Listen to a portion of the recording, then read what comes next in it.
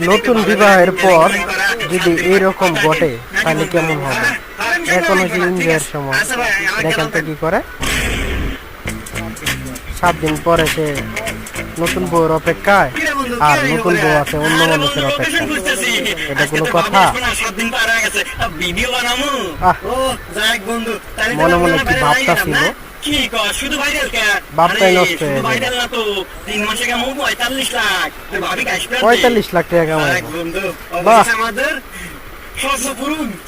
দারুণ দারুণ।